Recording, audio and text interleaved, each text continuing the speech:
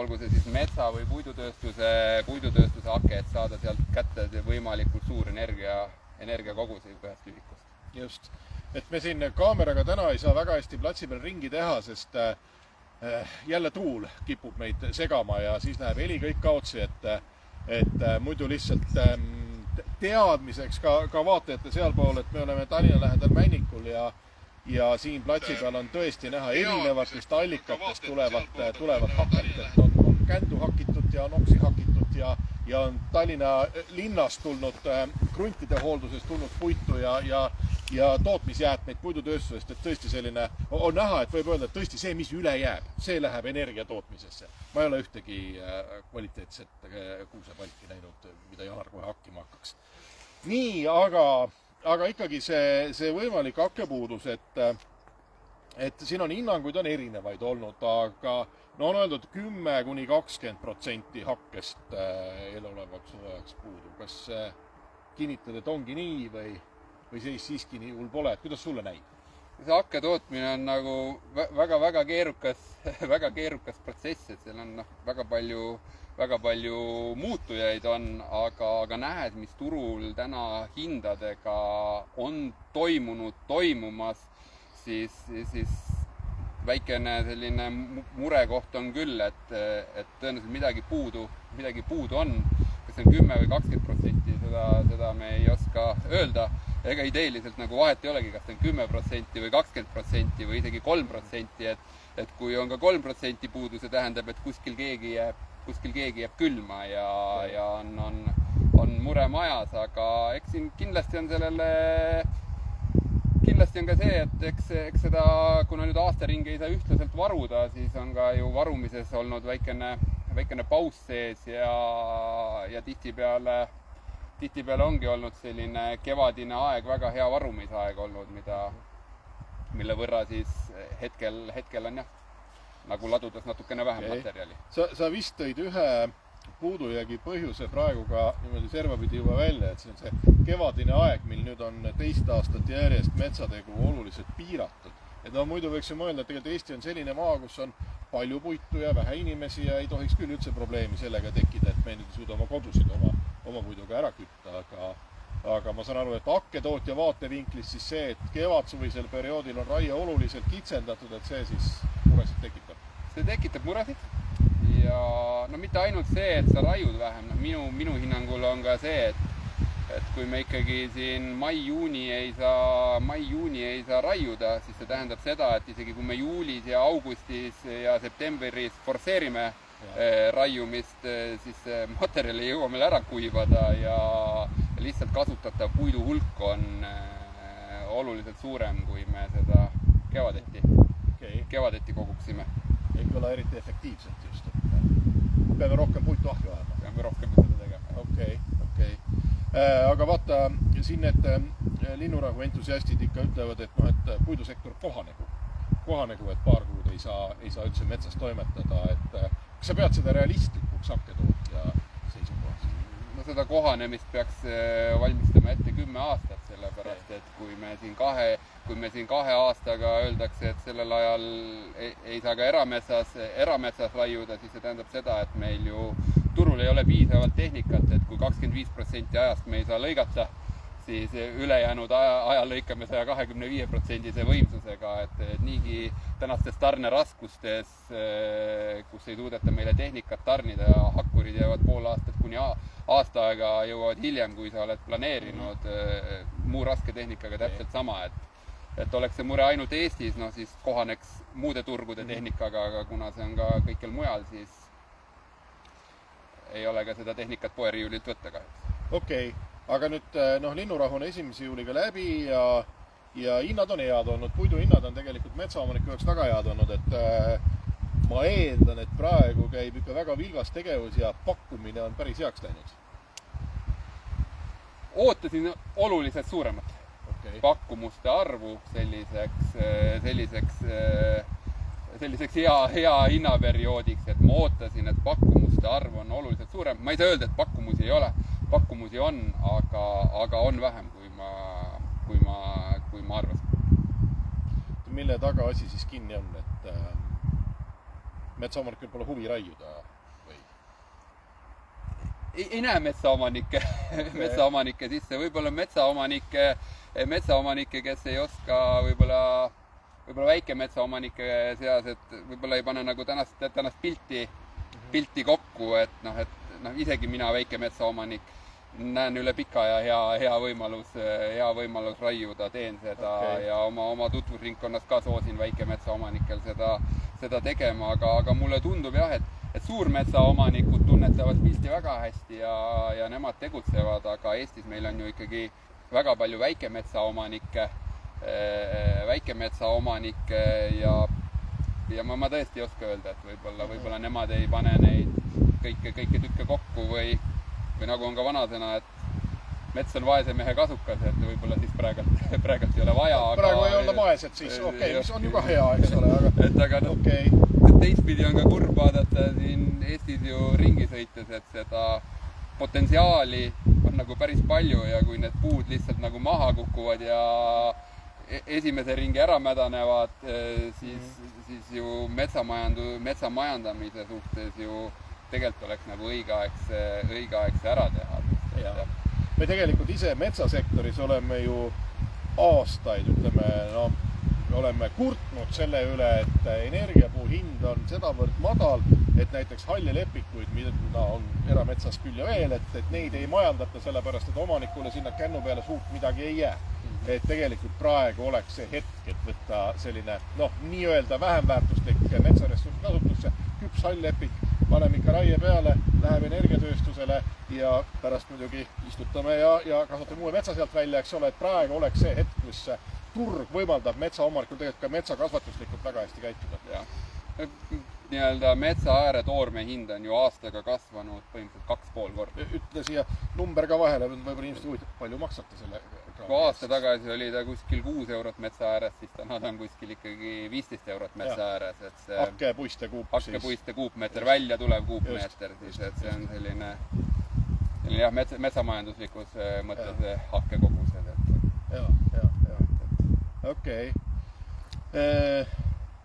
Nii, meil on tegelikult ka võimalus chati küsimusi kirjutada. Ma ei tea, kas keegi on seda võimalust üldse kasutanud täna või mitte, et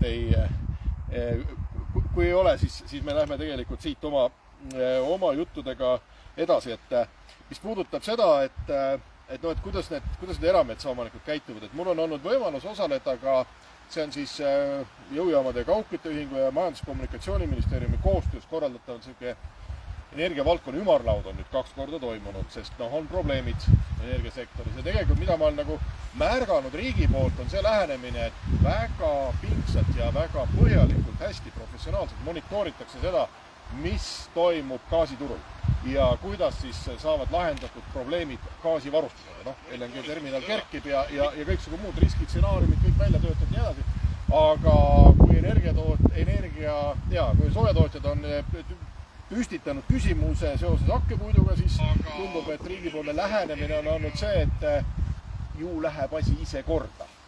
Et mingisugust plaani, et kuidas me siis näiteks seda pakkumist erametsas suurendame, seda tegelikult olnud ei ole.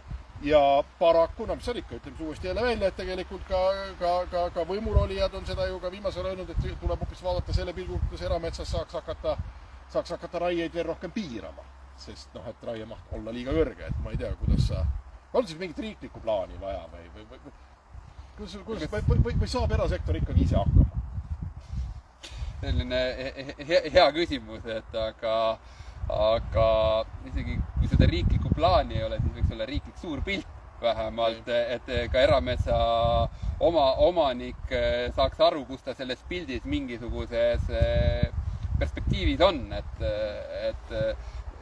küsimus ei ole see, et alati on ju see, et tänase hinnaga me harjume ka väga ruttu ära, varsti arvatakse, et see 15 eurot metsa ääres on ka madal hind, aga see nii ei ole, et paratamatult on nii, et kui suur pilt ja suur plaani ei ole, siis need hinnad jäävadki käima, kord on madal, siis on väga kõrge, siis on veel madalam, siis jälle natukene tõuseb, et kui ikkagi selline suur plaan ja pilt on nagu riigil olemas, kui palju on vajadus, millal ostetakse seda materjali ja millal tarbitakse seda materjali, siis see annab ka erametsa omanikul aega nagu plaani teha, et jah, et mul see aasta ei ole mõttekas lõigata, lõikan kevadel, et hoopis järgmine aasta on mõttekas seda teha, aga täna me ju tegelikult ei tea järgmise aasta plaani, et meil pigem nagu energia tootmises tuleb ju pidevalt nagu mina nagu ongi kõrvalt ka kuulengi, et meile räägitakse, mis teevad LNG, mis teeb meil päike see aasta ja järgmine aasta, kui palju tuulikuid meil saab valmis 2025 aastal. Aga meil ei räägita sellest, et sellel hetkel, kui päike ei paista, tuul ei puhu, et kui suur on selline mingitel hetkedel see tipu katmine ja kas me seda tippu jääme siis katma gaasist, kas me seda tippu jääme katma põlevkivist, me jääme seda tippu katma hakkest või on veel mõni võimalus, millega seda tippu katta. Nojah, need on need ebapopulaarsemad allikad, et tuul ja päike on need populaarsed praegu, aga et haket saada kuskil peab metsas ka mõni puu langema, ja see on see, mis siis tekitabki selle lähenemised, et pole ikka see kõige parem energia tootmine. Olles veel inimene, kellel on oma päikesepark ja oma tuulik, siis majapidamises siis ma võin öelda, et ilma ahjupuudeta ma nagu kuidagi hakkama ei saa, et see tuul ja päike on väga hea ja ma väga nagu soosin seda, aga see on ainult üks osa pildist, et ikkagi kõige rohkem on meil energiat vaja hetkedel, kui neid kahte ei ole. Just. Okay. Ja Eesti tingimustes on ikkagi puit on tegelikult nagu energiajulgeoleku koha pealt ainukene alternatiiv minu. Ja, kodumaine ta on siin samas meil endal olemas, meie enda poolt kasutatav taastub ka veel kõigele lisaks. Okei, ja no tegelikult jah, kiputakse seda nagu unustama, et tegelikult kaugküttes on see seal protsent 55+, millegagi, mis meil protsenti, mis tegelikult meie kaugkütte soojast tuleb kiiupuidust, et tegelikult jätkuvalt ikkagi on päris suur hulk, jah. Ja, just. Kui palju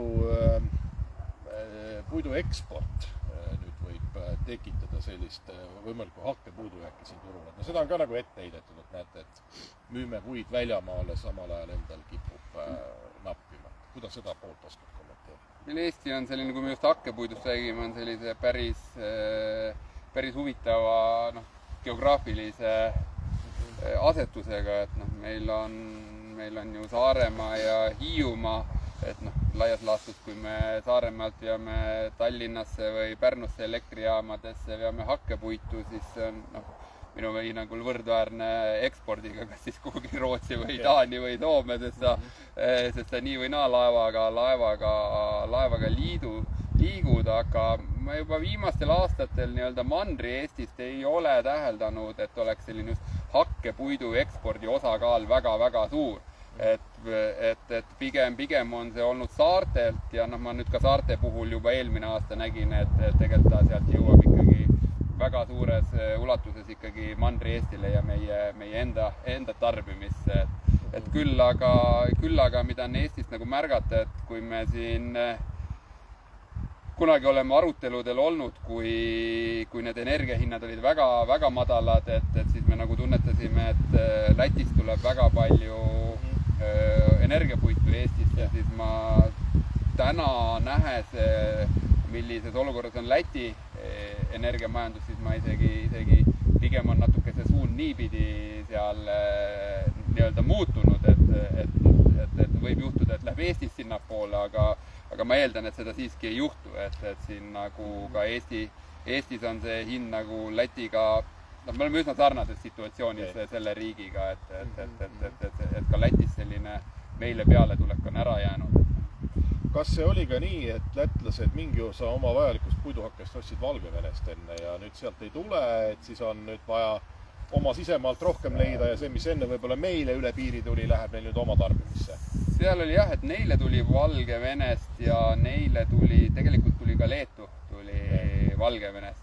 Ja siis eks Leedus on ju see metsa osakaal ju veel väiksem kui Lätis ja siis eks Leedu on midagi siis Läti turult ära võtnud ja ega kuna neil ka need suured katslad ju siin Riias ei saanud mitte väga ammu mitte väga ammu valmis, siis neil võib-olla see ka tarneahel ei ole nii hästi välja töötatud kui Eestis, et Eestis see hakke tarneahel, ma julgeks öelda, on ikkagi väga eeskujulik võrreldes ka väga paljude Lääne-Euroopa riikidega.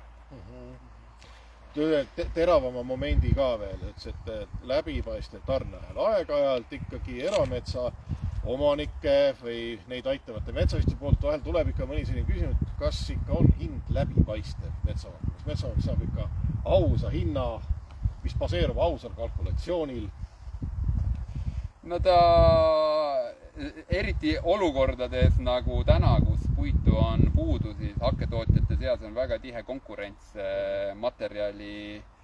materjali ostule ja müügile ja ikkagi väga ruttu jõutakse nii-öelda oma ostu valu läveni, et seda, et nüüd võiks rohkem maksta, seda ei ole, et ma olen näinud, et tavaliselt võtab, kui müügihinnad hakketootjatel tõusevad, siis läheb ainult kuu aega, kuni see osturing järgi jõuab ja no eelmine aasta oli muidugi vastupidi, et osturing läks ennem kallimaks, kui müügihind järgi tuli, et 3-4 kuud oli ikkagi, ostuhind oli kordades kõrgem, kui sa olid planeerinud. Et väga paljudel tootjatel oli see eelmine talv oli ikkagi väga raske aasta. No aga saime eelmise talvega hakkama ja tegelikult võib arvata, et hoolimata neist takistustest, mis meil on, et saame eelolevaga ka. Et metsa ja puidusektori tõttu nüüd Eesti majad külmaks küll ei peaks jääma. Ma usun küll, et kui me kõik panustame sellesse, siis seda, et meil seda ei oleks, sellepärast me ei pea muretsema, me lihtsalt peame plaani pidama ja koos tegutsema, et seda sellises keerulisel ajal nagu praegu on, et kõigil oleks soe ja elekter. Ja sõnumid on need siis nagu riikliku poliitika osas, et jaburaid takistusi ei pea seadma ja metsaomanikule seda sõnumit, et praegu tõesti on hinnad head ja tasub tegelikult pöörduda oma metsa asukohajärgse metsaühistu poole, küsida nõu sealt ja vaadata oma metsaressursi üle, et kahjuks on ju meil need üraskirüüsteid ikkagi omajagu, et kellel on üraskmetsast pahandust teinud, et seal tuleb kiiresti sekkuda, aga vaadata ka muud puistud, et võib-olla just sellised lehtpuupuistud, kus energiapuuks sobiva materjali osakaal on suurem, et need oleks siis nüüd aeg turule tuua ja siis pärast seda muidugi järgmised metsakasvatustööd käima panna. Nii. Kui meil küsimusi ei ole tulnud? Üks täpsustav küsimus on. Leo küsib, mis erinevus on küttepuidul ja energiapuidul? Anname vastamisjärje spetsialistile.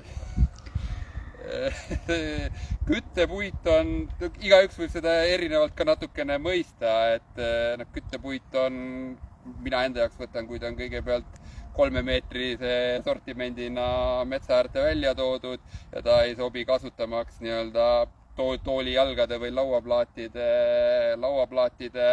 tootmiseks, aga energiapuit kas või siin samal taustal on need samad puidutööstusjäägid, raiejäätmed metsa ääres, millest sa ei saa omale sortimenti nii-öelda küttepuu halgu sealt ei saa välja lõigata, et sellest puidust on halgu väga raske välja lõigata ja samuti on energiapuiduna seesama siin kändudest toodetud hake, et tema nagu kuidagi ei kvalifitseeru meil küttepuiduks. Kännuhake on üsna erandlik, eks ole, et me ju tegelikult raielanke ei juuri. Ei, see on jah, kännuhake, mis meil siin on, see on kõik tulnud ehitusmaalt ja linnamaalt ja kännuhake nii-öelda ümbertöötlemine on päris kulukas protsess, et jah, et see on selline üsna tehnikamahukas protsess, et seda objektil tihtipeale ei tehta, et ongi kogumisplatsid. Nii, kui meil vaatajatel-kuulajatel rohkem küsida pole, siis suur tänu, Janar, sulle ja lähme siis ikkagi optimistlikult küttehooajale vastu.